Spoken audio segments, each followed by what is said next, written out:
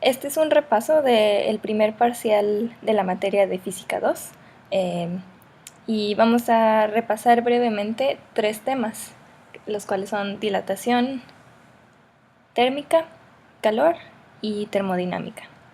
Comenzaremos por el tema de dilatación térmica, definiendo qué es la temperatura. Esta es una manifestación de la energía térmica o calorífica, y esto se traduce también en la vibración molecular o la energía cinética. Mientras mayor temperatura, mayor vibración molecular existe y mayor energía cinética. Nosotros conocemos diferentes escalas de temperatura. Las más comunes son los grados Kelvin, los cuales están representados por la letra K, los grados Celsius, la C, y los Fahrenheit, la F. En este recuadro amarillo muestro las fórmulas para convertir de una escala a otra, y es importante saber que si vamos a cambiar de grados Fahrenheit a Kelvin o viceversa, primero hay que pasar a grados centígrados. Algo muy importante es la definición de la escala de los grados Kelvin. Estos definen el cero absoluto como 0 grados Kelvin, que es la temperatura más fría o más baja posible, donde ya no hay energía térmica, es decir, ya no se mueven las moléculas porque no hay energía cinética ni vibración molecular. Su equivalente en las otras escalas, como ustedes lo podrían calcular, son menos 273 Celsius y menos 460 grados Fahrenheit. Ahora, pasando ahora sí a la dilatación, esta depende del material del cual estamos hablando, el cambio de temperatura y la longitud inicial, para el caso de la dilatación lineal, la cual se muestra en esta fórmula, donde delta L es el cambio de longitud, y tenemos el coeficiente de dilatación alfa. Para la dilatación por área tenemos el coeficiente gamma, el cual corresponde a 2 veces alfa, y para el cambio de volumen tenemos beta, que es 3 veces el coeficiente alfa. Mientras más grande sea el coeficiente, esto quiere decir que va a haber un mayor aumento o disminución de las dimensiones del objeto por cada grado centígrado. Esto lo podemos observar en la vida cotidiana con el mercurio, que es lo que se encuentra dentro de un termómetro, el cual tiene un coeficiente de dilatación muy grande, y es por eso que con un cambio ligero de temperatura nosotros podemos distinguir visualmente que se expande, mientras que otros materiales comunes como el plástico o la madera tienen un coeficiente muy bajo y no es perceptible para nuestros sentidos. Y en esto se resume el tema de dilatación. Cabe mencionar por último que esta delta L, delta A y delta B representan el cambio, es decir, la diferencia entre este y el volumen final y el inicial, o área o longitud. Ahora pasamos al tema de calor. ¿Qué es el calor? El calor es energía. Nosotros tenemos energía molecular, la cual está relacionada con la temperatura, ya que representa la vibración de las moléculas, como ya se había mencionado. Y también existe la energía potencial molecular, la cual se relaciona con el estado físico y la separación de las moléculas, es decir, con el hecho de que el material sea sólido, líquido o gas. Y a menor separación de las moléculas, menor es la energía potencial. Podemos observarlo en este dibujo, donde vemos que las moléculas de un sólido están mucho más cerca que las de un gas, y las de un líquido están intermedios. Cabe mencionar que también que no podemos relacionar de manera tan directa la temperatura con la separación de las moléculas. ¿Por qué? Si comparamos dos materiales distintos, estos pueden estar a la misma temperatura, pero puede ser que se encuentren en un diferente estado de la materia, es decir, uno que sea sólido y otro líquido. Entonces la separación de sus moléculas es distinta. Pero sí podemos decir que a mayor temperatura hay mayor separación, pero eso depende de cada material. La energía o el calor se miden en joules o en calorías. La equivalencia es la siguiente: una caloría son 4.2 joules. ¿Y qué es una caloría? Es el calor o energía necesaria para aumentar en 1 grado centígrado 1 gramo de agua. Si tuviéramos 2 gramos de agua y 1 caloría, la temperatura aumentaría medio grado. Si tuviéramos 2 calorías y 1 gramo de agua, esta aumentaría 2 grados. Entonces es importante tener en mente esa equivalencia. Y ahora, ¿cómo se transfiere el calor? El calor se transfiere siempre del objeto con mayor energía térmica al de menor energía térmica. O es lo mismo decir que el calor se transfiere del objeto de mayor temperatura al de menor temperatura. Y esto sucede hasta que los dos objetos o sistemas alcancen el equilibrio térmico, es decir, la misma temperatura. Y existen 3 diferentes mecanismos por los cuales se transfiere el calor. Uno es la conducción, que significa cuando tenemos contacto directo, dos objetos están en contacto directo. La convección, que es la transferencia de calor mediante el movimiento de partículas. Las más calientes se desplazan diferente y las frías son desplazadas por las calientes. O la radiación, que son las ondas electromagnéticas. En este dibujo podemos observar los 3 tipos de transferencia. La conducción ocurre, por ejemplo, cuando agarramos una olla que está en la estufa y sentimos que está más caliente que nuestra mano. Cuando quitamos nuestra mano, esta está más caliente que antes. La convección sucede por el movimiento de las partículas. Las partículas de agua que están al fondo de la olla se calientan y se desplazan hacia arriba. Y después las que estaban frías se pasan hacia abajo y ya se pueden calentar también. Es por eso que observamos movimiento del agua cuando ésta está hirviendo. Y la radiación, en este caso, es de una parrilla que podemos observar cuando se calienta porque se pone al rojo vivo, o bien podemos acercar nuestra mano y sentir el calor aunque no lo toquemos necesariamente. Otro ejemplo de la radiación es el calor que recibimos del sol. La cantidad de calor que se transfiere depende de 3 factores, que son el tipo de material, el cual está dado por el calor específico, el cambio de temperatura y la cantidad de material. Esto se resume en esta fórmula donde la cantidad de calor transferido puede ser positiva o negativa, y eso depende, el signo de este calor depende del signo del cambio de temperatura, donde la cantidad de material está dado por la masa en gramos, el calor en calorías y el calor específico en calorías por gramo. ¿Por qué es el calor específico?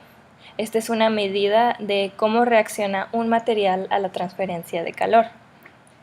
Es decir, es la cantidad de calor necesario para elevar la temperatura de 1 gramo de cierto material en 1 grado Celsius, y se mide en calorías por gramo por grado Celsius.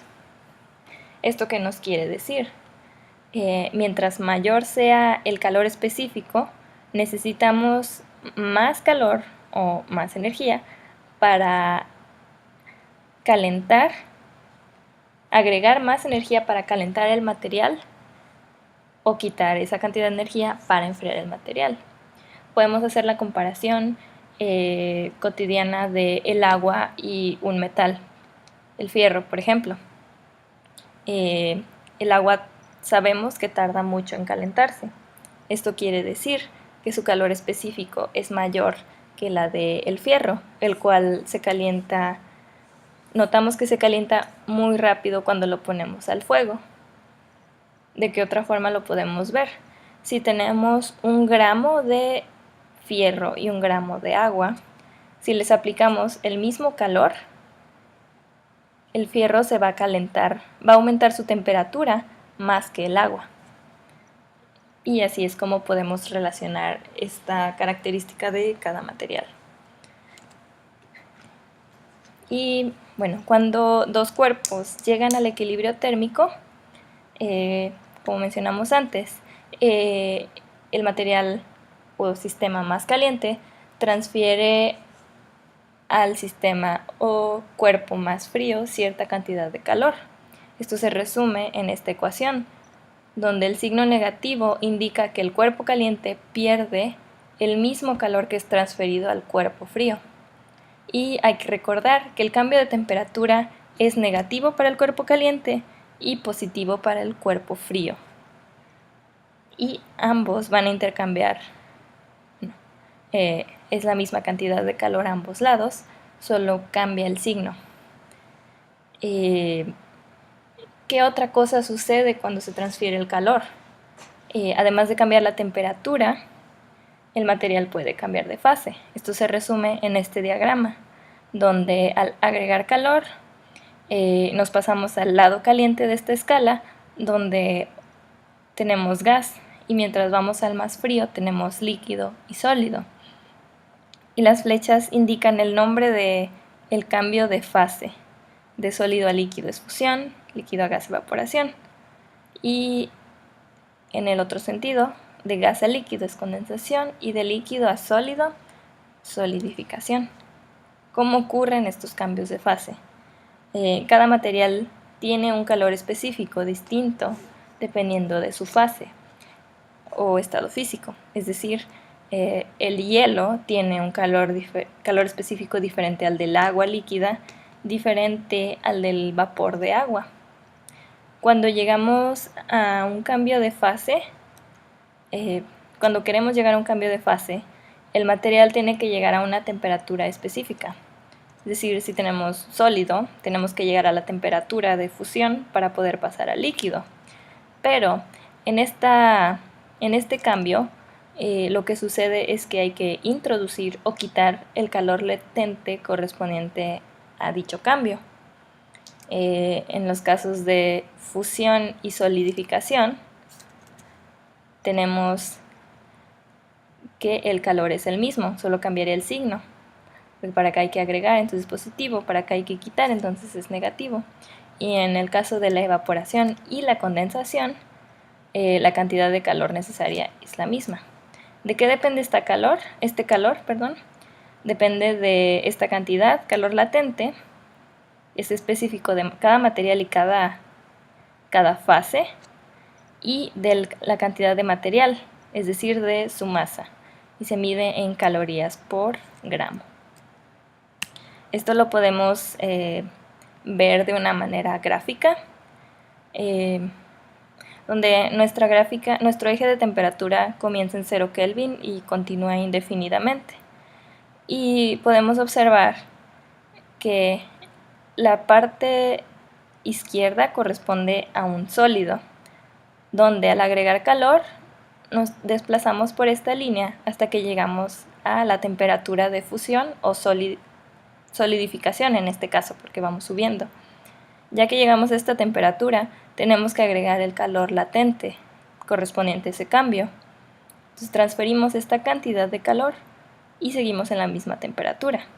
Si seguimos agregando calor, aumentaremos la temperatura hasta llegar a otro punto especial, que es la temperatura de evaporación. Para poder cambiar de fase de líquido a gas, tenemos que agregar el calor latente. Y después de agregar este calor latente, ya tendremos un gas y podemos seguir agregando calor y seguir incrementando la temperatura indefinidamente. Y para pasar de gas a sólido, realizamos el mismo proceso, solo que en el otro sentido. Es muy importante recordar que cuando llegamos a estas temperaturas especiales de fusión, solidificación, evaporación o condensación, agregamos calor, pero la temperatura del material no cambia. Solo se utiliza ese calor para poder separar más las moléculas y poderlas pasar al siguiente estado. Y básicamente eso es lo que hay que saber de calor, transferencia de calor. Entonces, ahora pasamos al tema de termodinámica. La termodinámica es la rama de la física encargada del estudio de la interacción entre el calor y otras manifestaciones de la energía. En este parcial nosotros estudiamos la relación entre el calor y el trabajo. Cabe recordar que las unidades de calor y trabajo son las mismas, es decir, unidades de energía que podrían ser calorías o joules, y esta es la equivalencia. Y estudiaremos las tres de las leyes de la termodinámica. La primera primero comenzamos por la ley cero, que nos recuerda a lo que ya vimos en las secciones anteriores. Sabemos que el calor fluye de los cuerpos con más calor hacia los que tienen menos calor, y esto fluye hasta el equilibrio térmico, es decir, cuando ambos cuerpos o sistemas alcanzan la misma temperatura. La primera ley de la termodinámica nos habla de la energía interna de un sistema. Esta varía dependiendo del calor que se intercambie con los alrededores del sistema, ya sea si se introduce o se extrae calor, y también del trabajo realizado por el sistema o sobre el sistema. Y nos habla también del principio de conservación de la energía, es decir, en un sistema el calor que se intercambie va a corresponder al trabajo que se realice o se reciba. Es decir, que la energía no se crea ni se destruye, solo se transforma. La energía interna, el cambio de energía interna se puede representar con esta fórmula, donde Q es el calor, que es negativo cuando se extrae calor y positivo cuando se introduce calor, y T es el trabajo, que de igual manera es positivo cuando se expande un gas y negativo cuando se contrae un gas. Más adelante hablaremos de nuevo del trabajo realizado en un gas. La segunda ley de la termodinámica nos habla de la energía calorífica que se puede transformar en trabajo, la cual tiene un límite. ¿A qué me refiero con esto? Esta ley nos dice que no existe una máquina que sea 100% eficiente.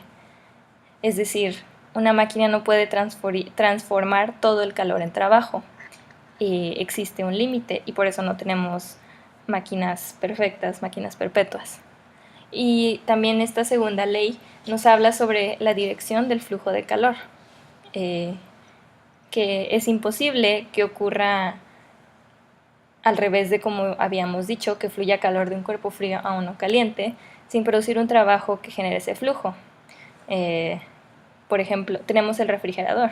Nosotros sabemos que el ambiente está caliente y el refrigerador, de alguna forma, extrae calor. ¿Y cómo es que hace eso? Adentro está frío, pero si sentimos alrededor de un refrigerador, ahí se siente calor. Esta clase de trabajo es a la que se refiere esta sección de la ley. Y ahora pasamos a la termodinámica en los gases. Nosotros vamos a hablar de 4 variables que caracterizan los procesos en un gas. Dependiendo de qué variable sea constante, es el tipo de transformación que sufre un gas. En el caso de la presión constante, que se mide en pascales o newtons por metro cuadrado, tenemos transformaciones que se llaman isobáricas. En el caso de volumen constante, que se mide en metros cúbicos, tenemos una transformación isométrica o isovolumétrica. En caso de temperatura constante, tenemos transformación isotérmica, y en caso de calor constante, o es decir, no hay transferencia de calor, tenemos una transformación adiabática. Es fácil recordar los nombres de estas transformaciones, sabiendo que iso, el prefijo iso significa lo mismo. Entonces, isobárico se refiere a misma presión. Podemos relacionar presión con un barómetro, isobárico. Volumen, isovolumétrico, mismo volumen. Temperatura, podemos relacionar temperatura con energía térmica, isotérmica, misma temperatura. Bueno, ¿y cómo es que transformamos el calor en trabajo? Un gas realiza trabajo cuando se introduce calor. La temperatura de las moléculas aumenta, por lo tanto su energía cinética también. Lo que sucede después, con más energía cinética, las moléculas golpearían con mayor fuerza las paredes de un contenedor, y esto provoca que el contenedor se expanda, es decir, desplazan la masa m, que sería la tapa del contenedor. Entonces, el gas realiza un trabajo que corresponde a la fuerza necesaria para levantar esa tapa por una altura h. Entonces, cuando el gas se expande, este realiza un trabajo, y por ende el trabajo es positivo, ya que es el gas quien lo está realizando. De la manera inversa, cuando transformamos trabajo a calor, esto sucede cuando una fuerza externa realiza un trabajo sobre el gas y el gas aumenta su temperatura. Entonces es por eso que el calor aumenta. Lo podemos ver en este pequeño dibujo, donde una fuerza externa F empuja la tapa del contenedor y este se comprime.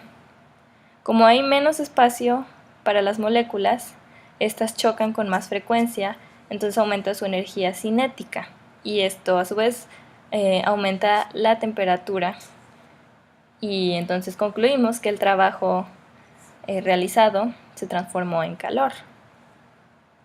Entonces lo importante que hay que retener aquí es que cuando el gas se comprime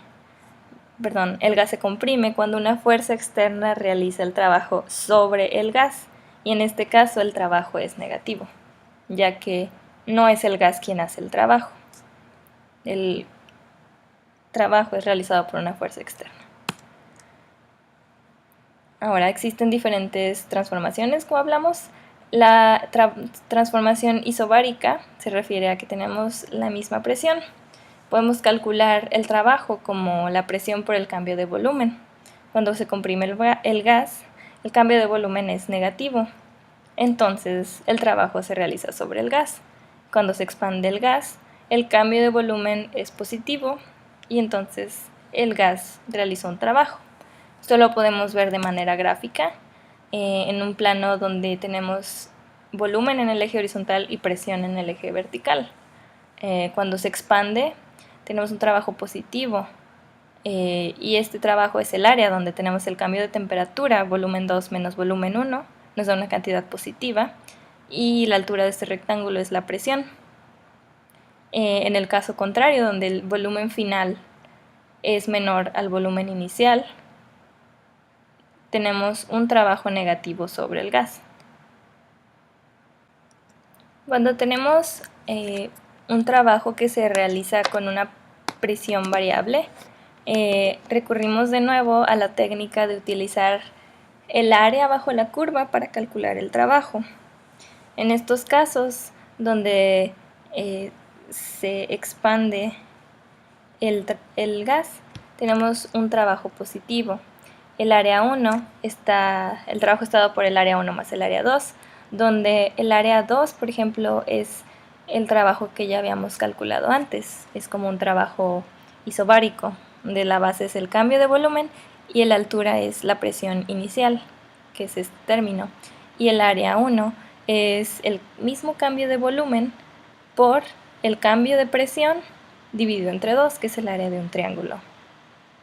Y lo mismo sucede en el caso donde se comprime el gas, solo que en este caso el resultado nos va a dar un área negativa. Algo muy importante es destacar que tenemos que restar volumen 2 menos volumen 1 para que nos dé la cantidad negativa que nos indicará el trabajo negativo, y eso será concordante con que estamos comprimiendo el gas. Y por último vamos a mencionar otros casos. El caso isovolumétrico, como su nombre lo dice, sucede a volumen constante, y gráficamente podemos observar que no hay un área bajo esta curva o línea, por lo tanto no existe trabajo cuando no cambia el volumen del gas. En otro de los casos, el adiabático, como dijimos, el calor es constante, pero la temperatura varía, el volumen y la presión. Es muy importante no confundir calor con temperatura. Aunque no haya transferencia de calor, la temperatura sí varía. Y en el caso isotérmico, la temperatura no cambia y por ende la energía interna no cambia, también es una constante. Como vimos anteriormente, la energía interna es un reflejo de la temperatura y depende del trabajo y el calor que se introducen al sistema. Y eso es todo el repaso. Les recomiendo que para repasar y reforzar estos conceptos, revisen las tareas de nuevo y realicen los ejercicios que están en el curso. Gracias.